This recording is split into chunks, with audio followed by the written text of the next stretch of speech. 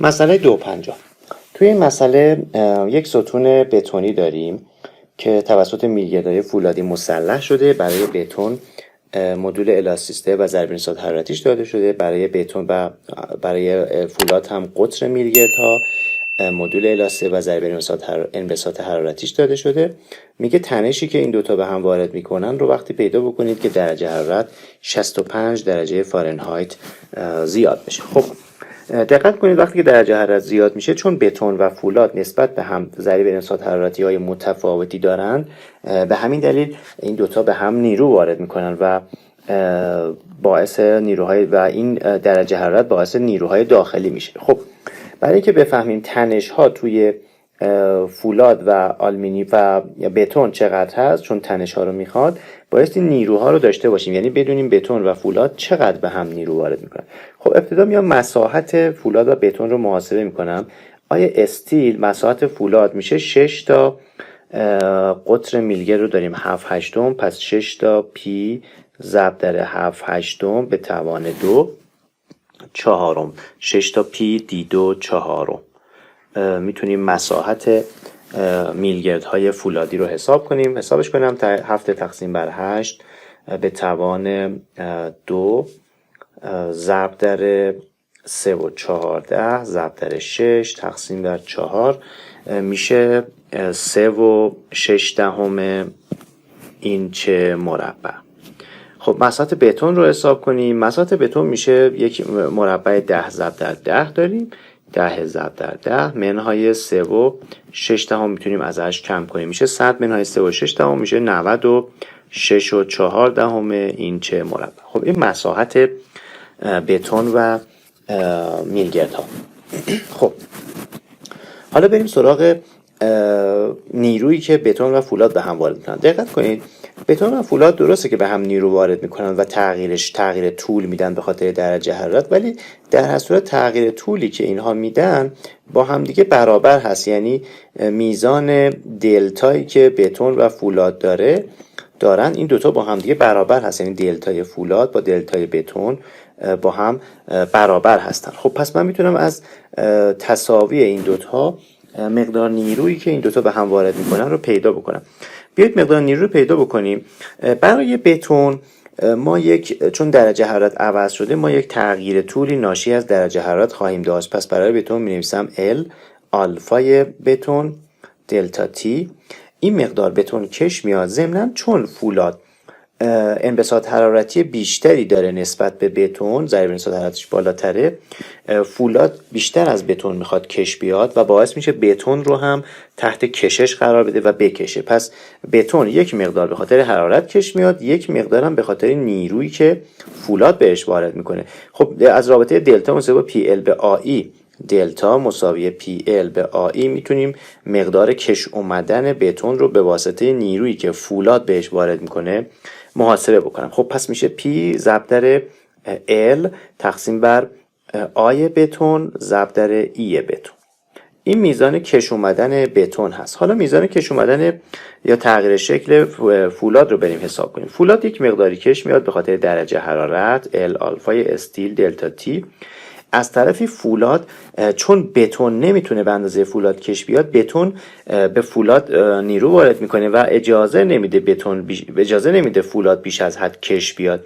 پس عملا فولاد تحت فشار قرار میگیره چون بتون نگهش میداره، نمیذاره خیلی بزرگ بشه. پس رابطهش رو منفی میذارم چون تحت فشار قرار میگیره. خب میشه پی ال تقسیم بر مساحت فولاد ای فولاد.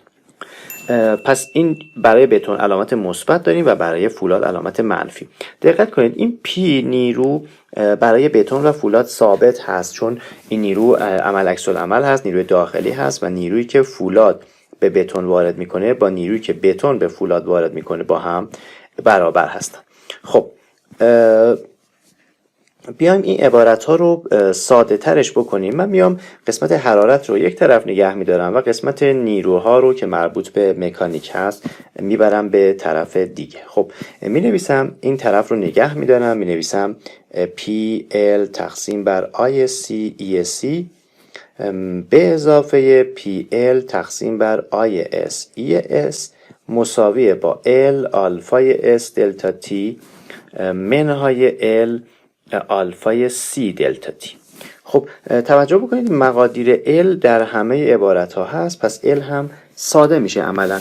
خب حالا میتونم یه P رو هم فاکتور بگیرم که مورد نیاز من هست. P تقسیم بر 1 به IC EC به اضافه 1 به IS ES مساوی با دلتا T ضرب در آلفای S منهای آلفای C. خب حالا میتونم عبارت ها رو جایگذاری بکنم. P در 1 تقسیم بر آی سی رو این بالا حساب کردیم 96 و 4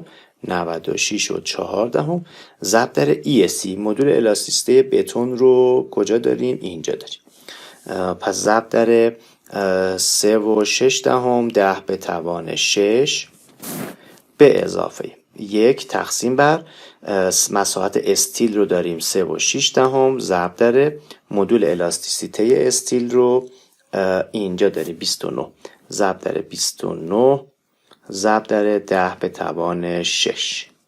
این میشه قسمت سمت چپ تساوی مساوی با دلتا تی رو داریم 65 درجه ضرب در آلفای اس رو داریم 6 و نیم، آلفای بتون رو داریم 5 و نیم ضرب در 10 به توان منهای 6 هم که هر دوشون دارن. خب میتونیم این عبارت ها رو محاسبه کنیم و سادهش بکنیم ببینیم چی میشه. خب ابتدا سمت چپ رو به دستش بیارم. میشه 1 تقسیم بر پرانتز باز 96 و 4 ضرب در 3 و 6 10 به توان 6 به اضافه 1 تقسیم بر پرانتز باز 3 و 6 ضرب در 29 10 به توان 6.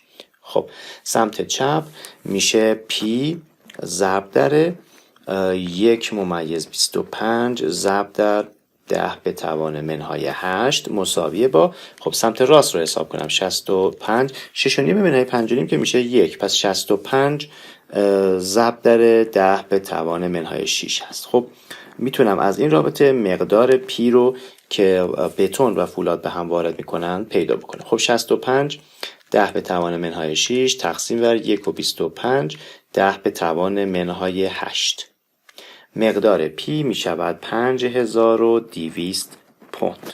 خب این دوتا به هم 5200 پوند نیرو وارد میکنن. خب حالا میخوایم تنش رو حساب کنیم. برای محاسبه تنش به راحتی میتونیم این نیرو رو تقسیم بر مساحت ها بکنیم. یعنی برای استیل می نویسم سیگمای استیل برابر با نیرو که هست 5200 تقسیم بر مساحت استیل که هست 3 و 6 و برای بتون می نویسم 5200 تقسیم بر مساحتش که هست 96 و 4 خب این مقادیر رو میشه حساب کرد. 5200 تقسیم بر 3 و 6 برای فولاد در میاد 1444 ممیز 4 PSI و برای استیل در میاد 5000 برای بتون در میاد 5200 تقسیم بر 96 و 4 می شود 53 ممیز 94 صدم PSI. پس بتون و فولاد این تنش ها داخلشون قرار می گیره.